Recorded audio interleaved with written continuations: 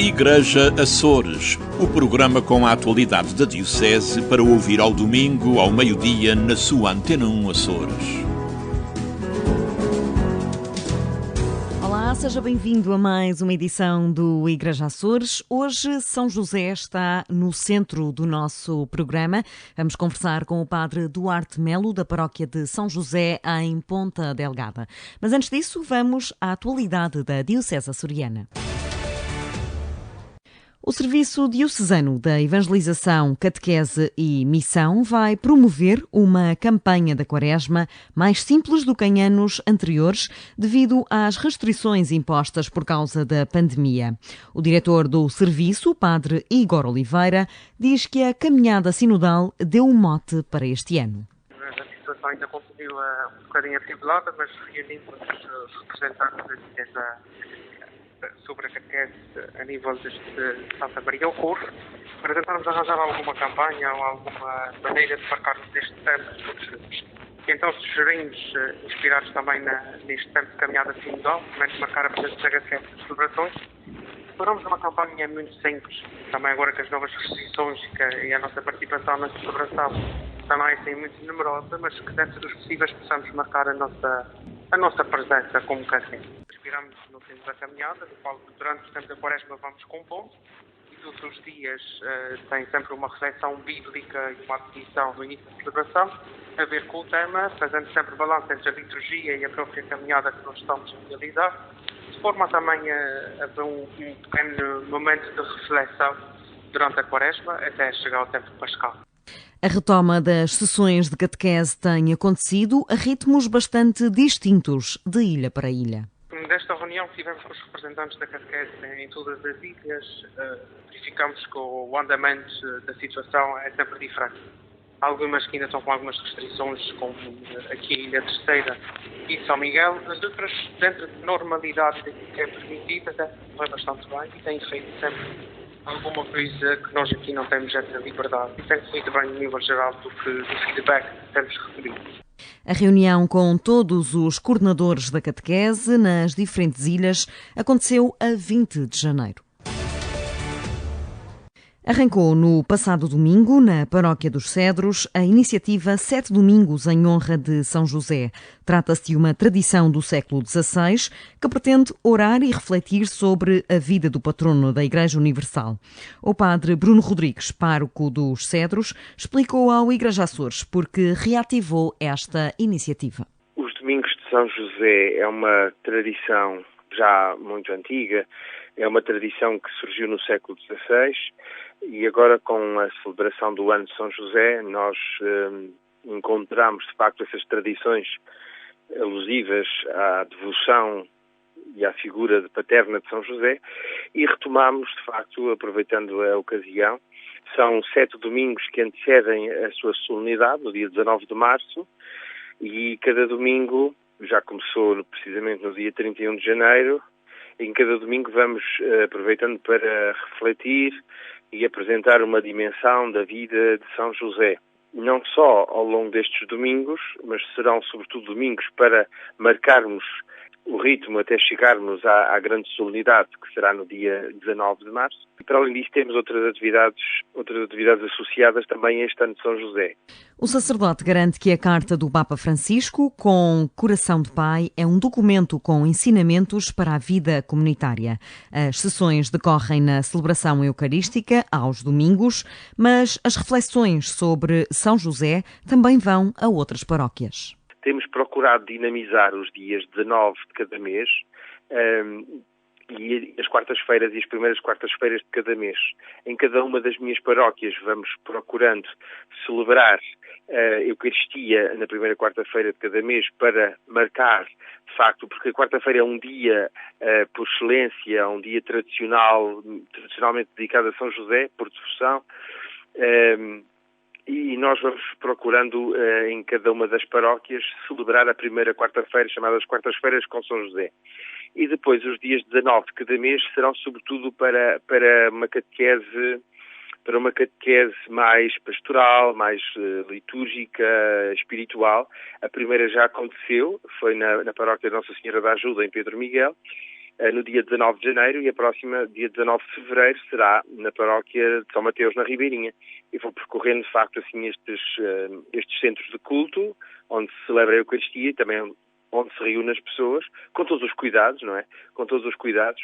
Esperamos sempre um bom número de pessoas e pessoas que estejam, de facto, com vontade de descobrir um pouco mais sobre a figura paterna de São José, nosso Pai Castíssimo. Catequeses mais frequentes para que todos possam preparar a entrada do ano dedicado a São José, que começa a 19 de março.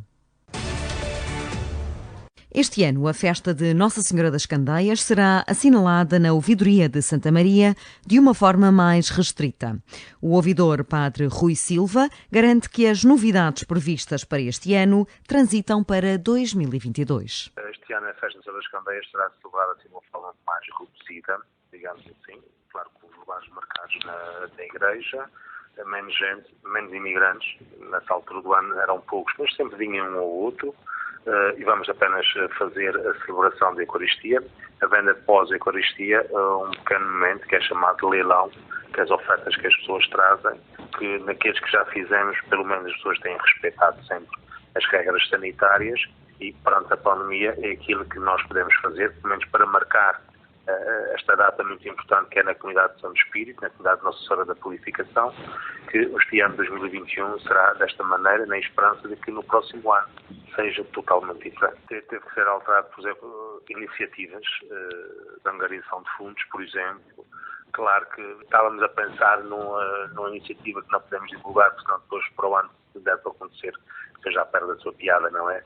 O sacerdote destacou ainda a importância desta festa para a comunidade mariense. É uma festa que as pessoas gostam e as pessoas põem a sua fé na Senhora das Candeias. Começou domingo passado com a preparação das candeias. As candeias ainda são feitas manualmente, que dá algum trabalho, mas que juntou poucas pessoas, e ainda bem por um lado, e essas pessoas sentem aquela alegria, ou seja, o facto de fazer as candeias para a festa da Senhora das Candeias, muita gente faz estas candeias com fé, e realmente aquele momento demonstrou a fé de um povo que ainda está acesa e que é importante para eles, porque eles reconhecem nesta Senhora das Candeias a sua protetora, a sua advogada, aquela que nos momentos de aflição podem socorrer dela, mas também nos momentos de alegria para agradecer. O padre Rui Silva deixou ainda uma mensagem a todos os que combatem a escuridão que o mundo atravessa. Fazer com que esta luz da Senhora das Candeias possa iluminar este mundo inteiro e também ao mesmo tempo dar aquele sabor de vida, já que se fala tanto em morte nesses últimos dias, de falar mais de vida e que essa luz possa iluminar todos aqueles que andam a investigar e a trabalhar em relação à pandemia, porque realmente haja uma cura para este mundo que necessita de se libertar desta prisão chamada Covid-19, mas acima de tudo, que a Senhora das Candeias possa consolar e fortalecer todos aqueles que, na linha da frente, todos os técnicos de saúde, possam também sentir um pouco de calor humano neste momento tão frio que a humanidade atravessa. O dia de Nossa Senhora das Candeias celebra-se anualmente, a 2 de fevereiro, e será assinalado este domingo em várias paróquias da Diocese de Angra. Os números da pandemia reduziram nas últimas semanas nos Açores. A ilha de São Miguel passou a nível médio risco, mantendo os concelhos da Ribeira Grande e Vila Franca do Campo em alto risco. José Borges, ouvidor de Vila Franca do Campo, garante que, se as regras forem cumpridas, os números baixam, como aliás já está a acontecer, e destaca o papel da Igreja neste caminho. E como nós temos vindo a ver, quando nós somos capazes de obedecer a todas as regras, as coisas vão-se controlando, vão-se tranquilizando e nós podemos viver em paz. Desde a primeira hora, a Igreja deu um testemunho muito peculiar nesse sentido, que foi estar numa atitude de escuta, mas também, desde a primeira hora, a obedecer todas as regras. Refiro-me às celebrações, de distanciamento, de higienização, de equipas de acolhimento e mentalização das pessoas. Claro que a partir da Igreja é uma coisa que tem a ver muito com a responsabilidade pessoal, mas, no entanto, dentro das celebrações litúrgicas, nós podemos dizer, sem medo de errar, que a Igreja tem sido um exemplo. O ouvidor admite que ainda assim há algum medo e elogia o pulso firme de proibição do Carnaval por parte do Governo Regional. Na Ribeira Grande, a Vila de Rabo de Peixe continua dentro de cerca sanitária. O ouvidor padre Vítor Medeiros diz que, apesar dos números serem bem mais reduzidos, ainda há casos positivos em grande parte das paróquias.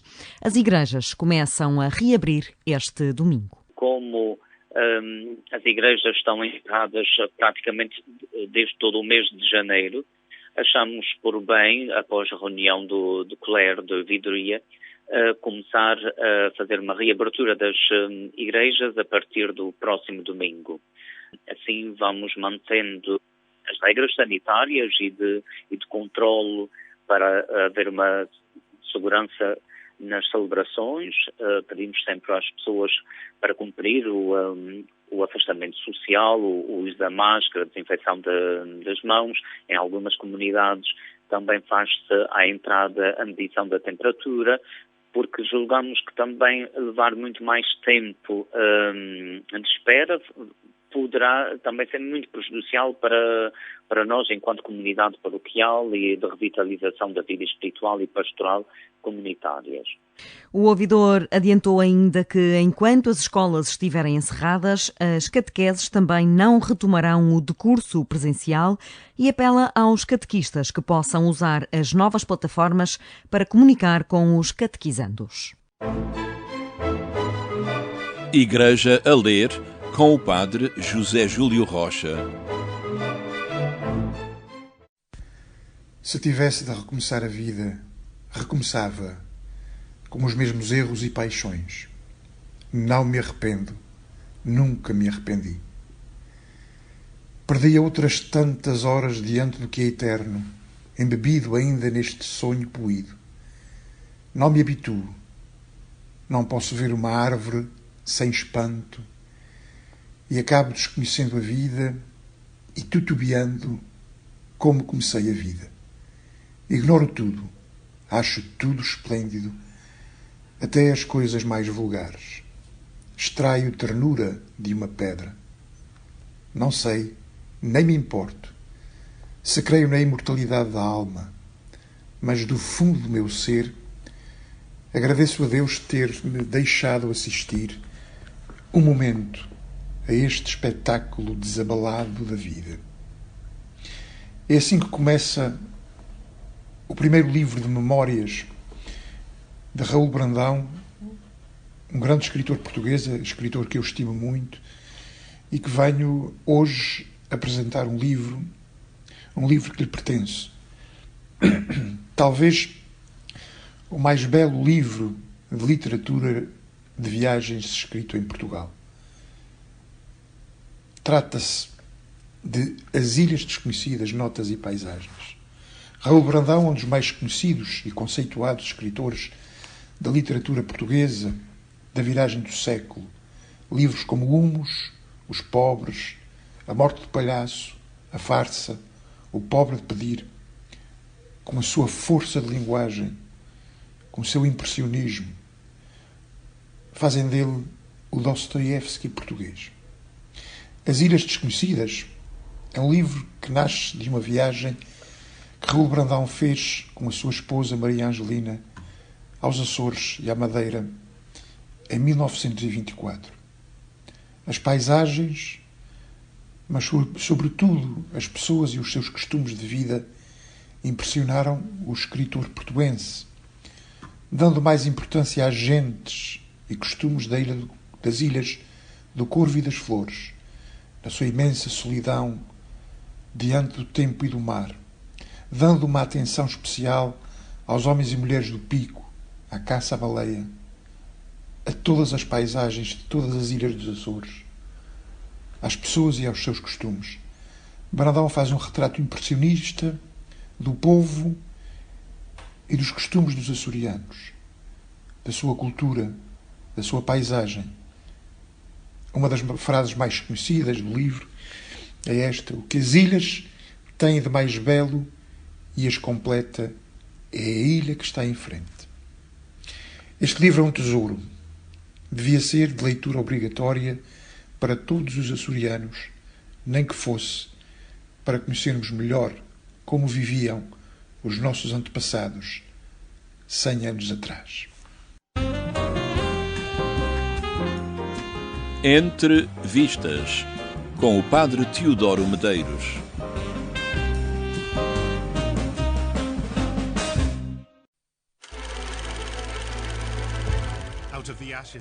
O Círculo de Mal de Hitler é uma série do Netflix que em apenas 10 episódios apresenta em detalhe um período da história que ninguém deve desconhecer, o nazismo.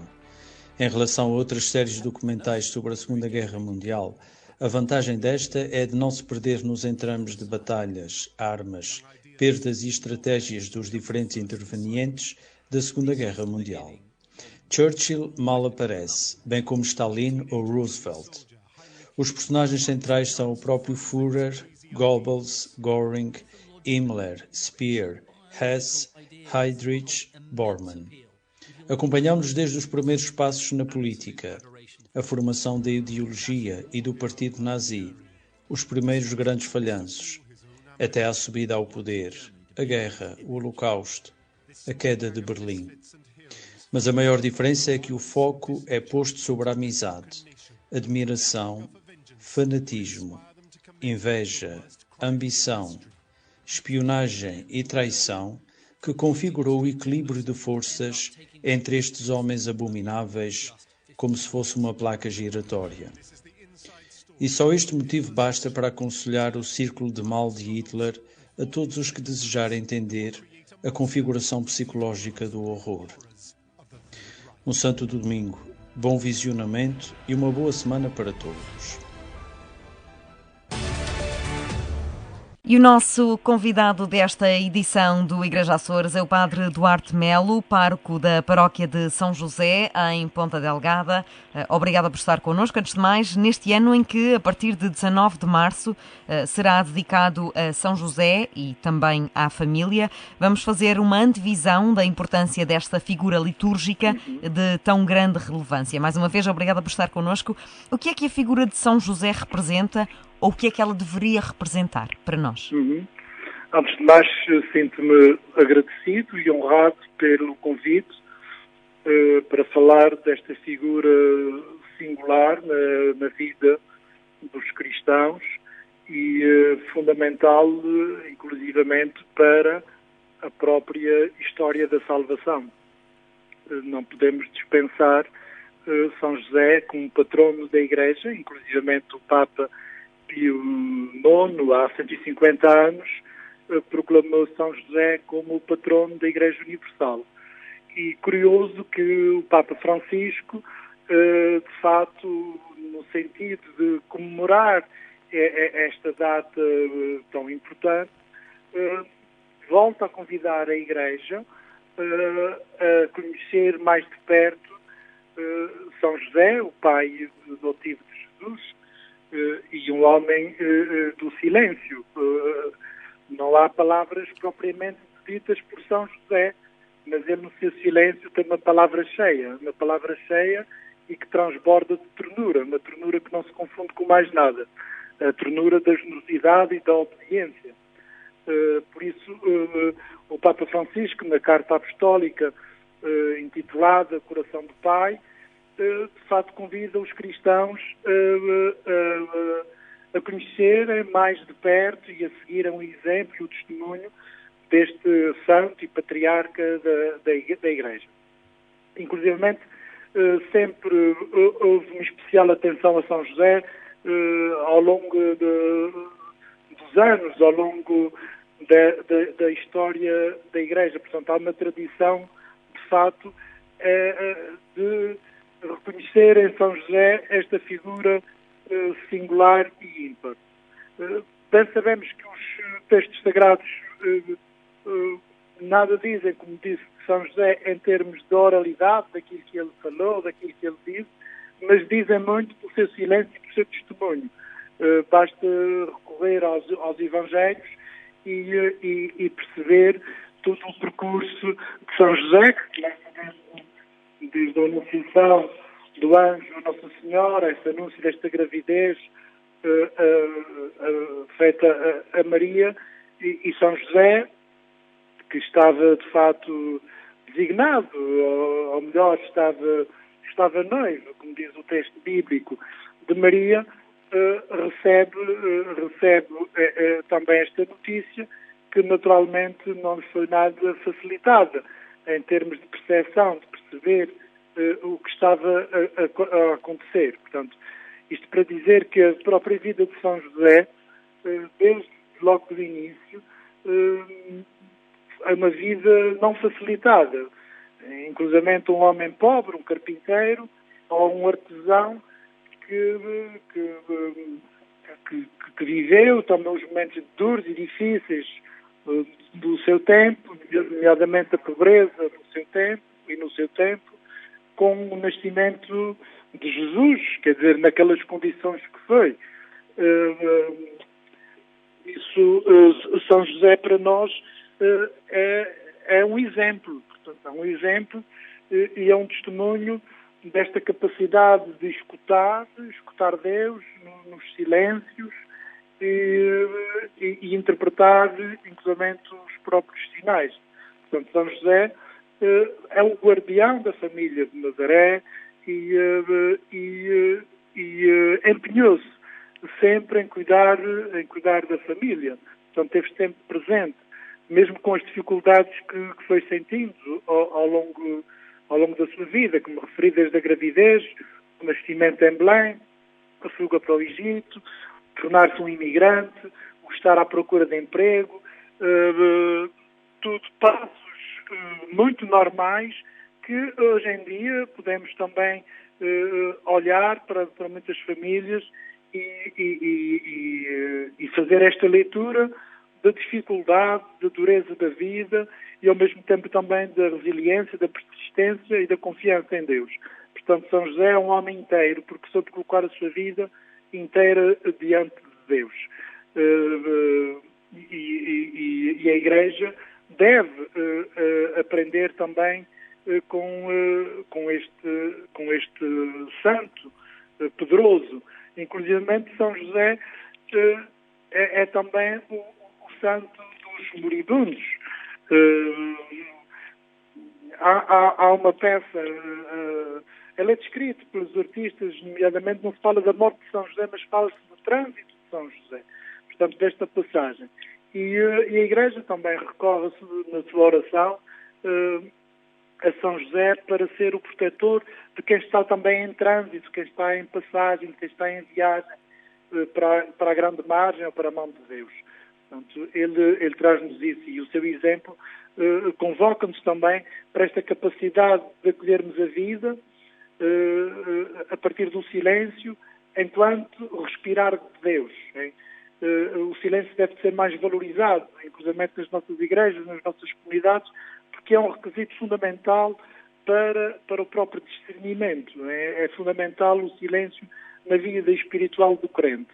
E muitas vezes os nossos espaços sagrados são espaços agitados, que deviam ser lugares de muito mais pacificados, muito mais de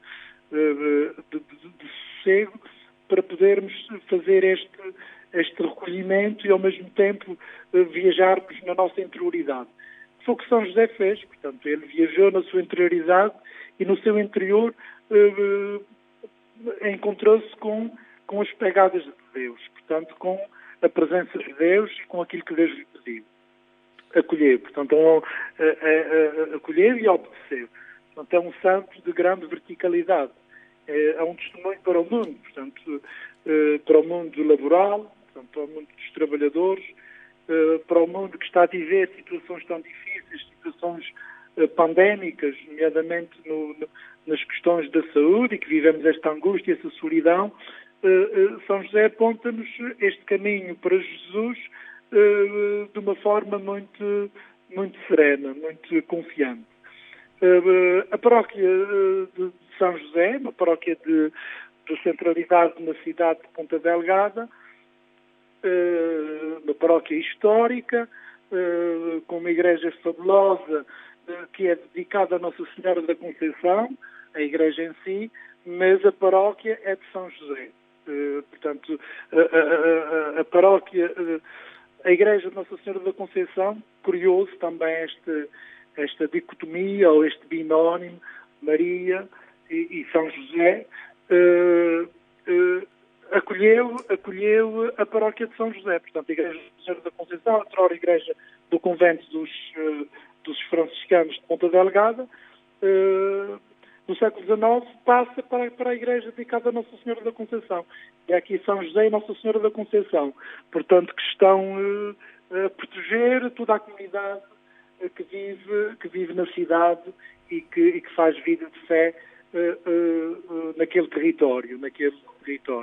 Padre Duarte Melo, porque é que acha que, e sabendo que o Papa Francisco nunca faz nada por acaso, porque é que decidiu associar a esta celebração de São José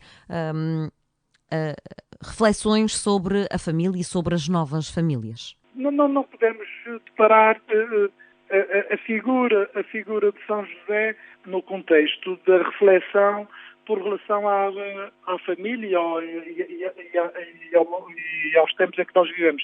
Parece-me que o Papa faz intenção da Igreja tornar a respigar o amor Letícia. Portanto, este texto fabuloso que parece que não está devidamente trabalhado e devidamente refletido. E o Papa reforça novamente a urgência de se olhar para a família, para a condição da família nas nossas sociedades contemporâneas, que são sociedades líquidas e sociedades cansadas, e que a família é lugar, pela sua convivência, pela sua pluralidade, inclusivamente de funções, é lugar de abrigo, portanto é porto de abrigo e escola de valores. No entanto, as famílias também se vão configurando ao longo, não são as mesmas, portanto há diversas formas de viver atualmente em família. Aquela família tradicional alargada, portanto, ainda existe, mas há outro tipo de famílias. Estou pensando agora no caso da família dos recasados,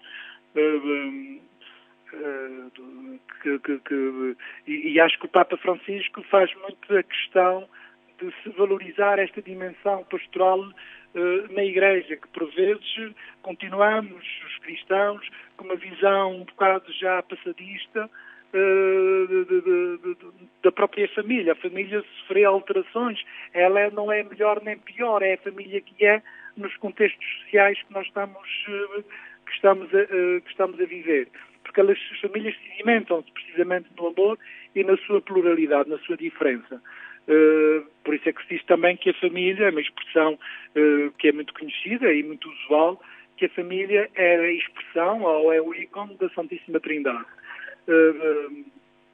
Por isso, associar São José como a esta dimensão da família também é perceber aqui nas questões da paternidade responsável, ou paternidade e maternidade responsável, porque faz-se precisamente pela complementaridade, pela esta diferença, não é? De exercício ou de função. E isso também nos vem chamar aqui a atenção para esta dimensão da paternidade responsável. Por outro lado, o Papa também quer chamar a atenção que as famílias, por vezes, estão muito desabrigadas, desprotegidas por relação às próprias políticas sociais, sobretudo as famílias mais pobres, não é?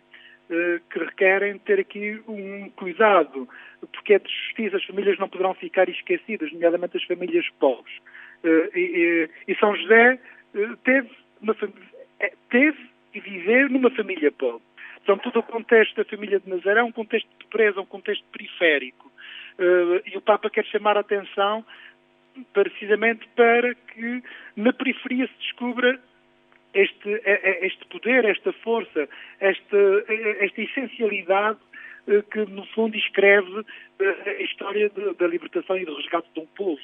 Portanto, através dos pobres, os pobres como nossos evangelizadores. E São José diz-nos disso, diz-nos da sua pobreza, da sua dignidade, da sua persistência, e da sua criatividade enquanto trabalhador ou artesão, não é? Portanto, há aqui a dimensão também criativa do próprio trabalho como expressão fundamental para a realização das pessoas. Portanto, os trabalhadores precisam ter condições necessárias para que o seu trabalho seja valorizado e dignificado, porque o trabalho traz felicidade. É uma forma que o trabalhador tem de cooperar também com a própria criação, com o próprio mundo, mas necessita ter condições, e as condições laborais requerem, de facto, respeitar os direitos fundamentais dos trabalhadores, que muitas vezes não são respeitados. Porque o trabalhador não pode ser instrumentalizado. E, infelizmente, as políticas, muitas vezes, as políticas neoliberais, que teimam em vencer no mundo, não é? São políticas que instrumentalizam a pessoa humana. E a pessoa humana instrumentalizada não é dignificada. Portanto, não é respeitada. E há que contrariar isso. E acho que o Papa tem dado exemplos mais claros que este tipo de mundo, de sociedade que nós construímos, este tipo de economia neoliberal, é uma economia que atira as pessoas para a margem, para a periferia, e há outras formas também de se fazer economia, de se fazer solidariedade. Em família, portanto, São José, no fundo, é um santo que arrasta consigo uma imensidade de questões que são pertinentes, atuantes e acutilantes para o nosso mundo e para as nossas sociedades, que estão a viver momentos duros e difíceis, como sabe, com estas ameaças dos holofotes populistas que vêm tornar ou desfocar a realidade essencial, que é a pessoa na sua verdade, na sua dignidade. Voltando à paróquia de São José, como é que são as dinâmicas? Como é que é a dinâmica numa paróquia urbana, como é o caso da paróquia de São José? Pronto, neste momento estamos a viver um tempo completamente atípico, não é? Como essa palavra é usada sempre. A pandemia trouxe-nos de facto um modo de estar e de viver a fé de forma diferente, em termos de vivência ou de celebração. Mas a paróquia de São José está organizada, tem a sua dinâmica própria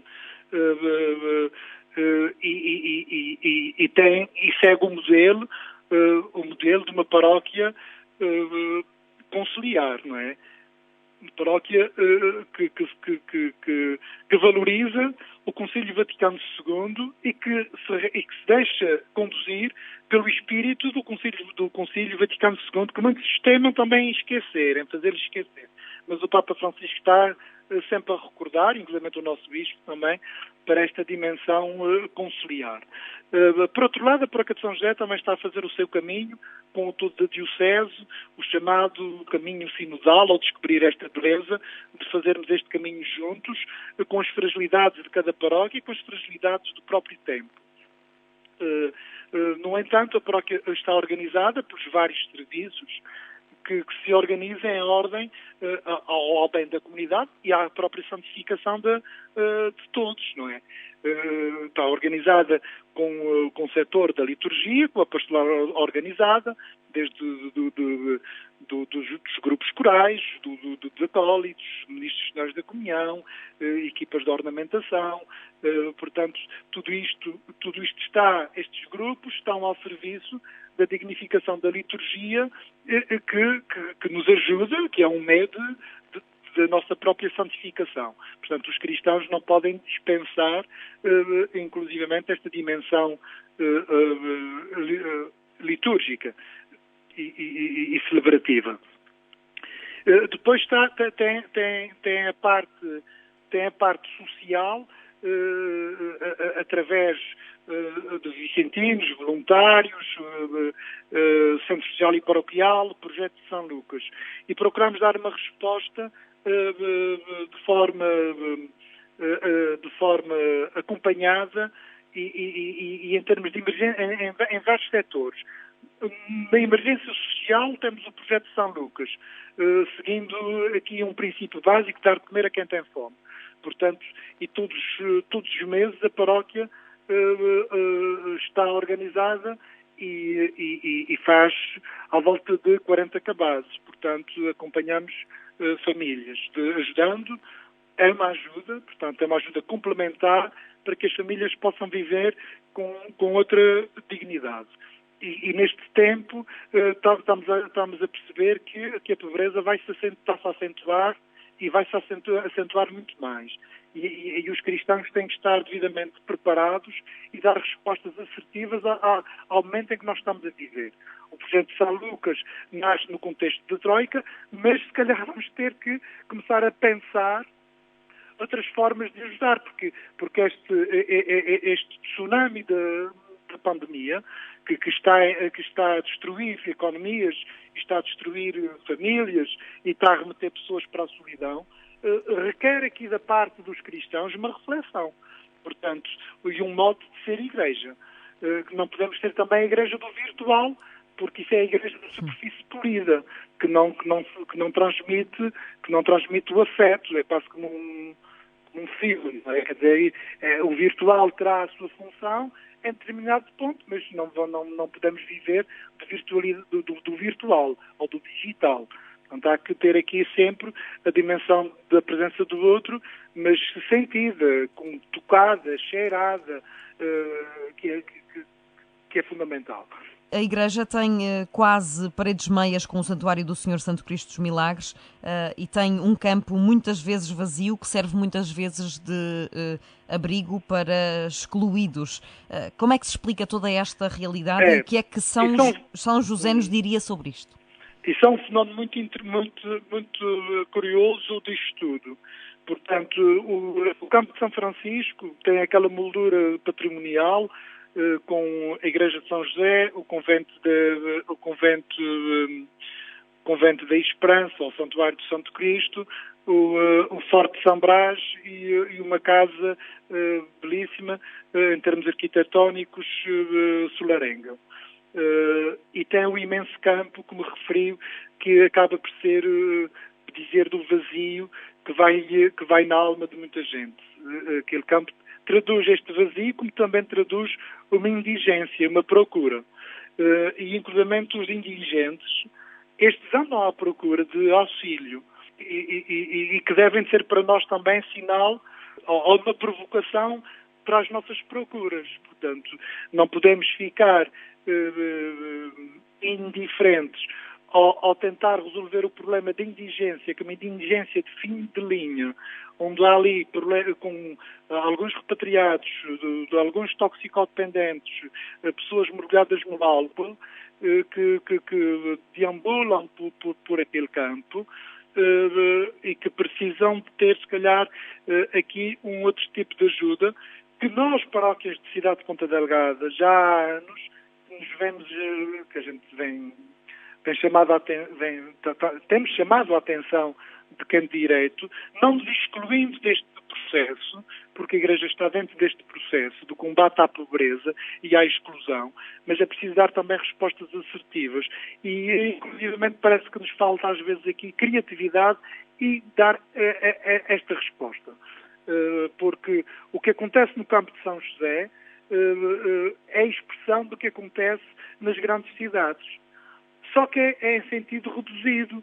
Portanto, nós, sociedade açoriana, neste caso a sociedade micalense, julgo que com as instituições que estão no terreno, e acho que tínhamos capacidade de tentar minimizar estes impactos negativos do sofrimento que está hoje para quem quer ver, ali no campo de São Francisco. Portanto, São José sendo um homem de pobreza e um homem pobre, também nos desafia a olharmos para os pobres que estão a deambular ali no campo de São Francisco e não ficarmos meramente numa resposta assistencialista de deixar cair uma moedinha.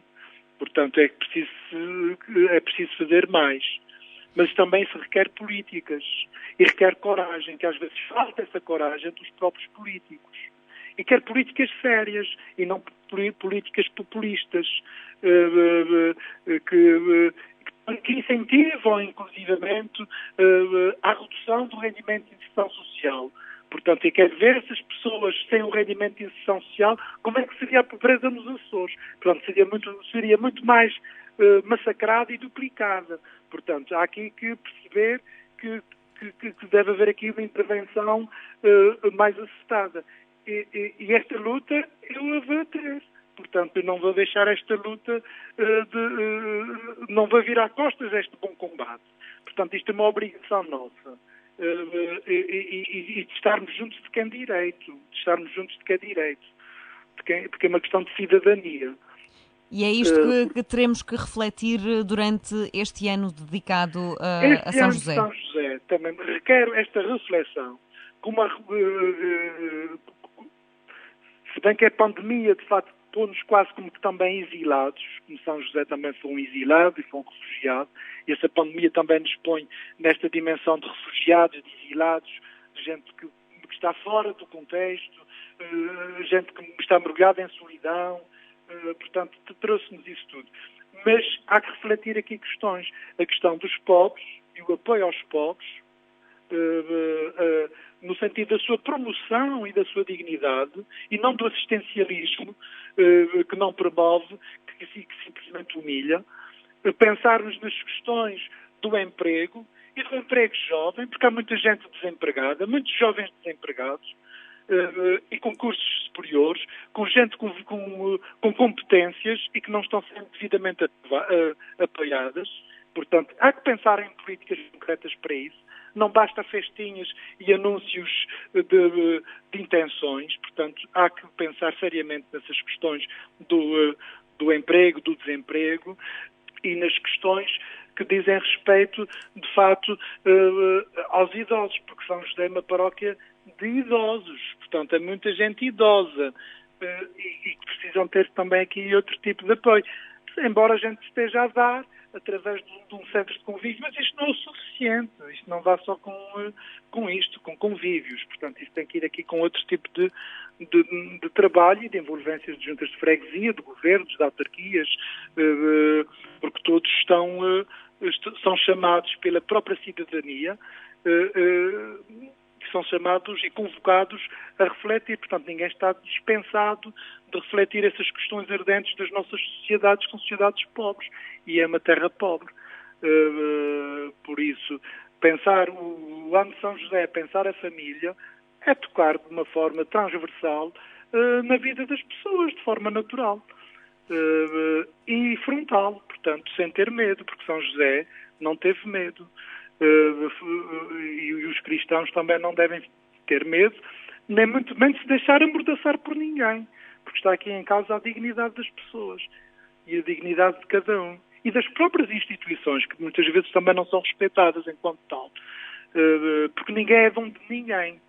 Estamos todos ao serviço do bem comum, e os governos estão ao serviço do bem comum, não ao serviço deles próprios, é do bem comum.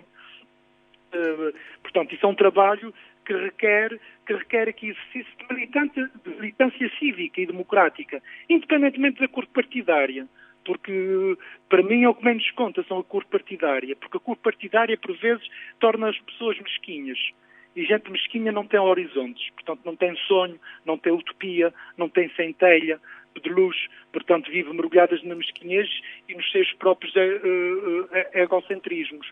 Portanto, e isto tudo que é de muitas coisas de partidos e partidárias é de lamentar. Portanto, tem de haver políticas concertadas, pondo os partidos, no verdadeiro sentido da palavra, à reflexão também juntamente com os serviços e com as instituições de poder. Portanto, esse é um trabalho que é de todos. Portanto, ninguém é dono de ninguém, nem ninguém é dono de pobres. Isso é outra coisa também que enganam-se, esses que julgam que são donos dos pobres e que usam o poder para fazer aquilo que lhes bem entende. Enganam.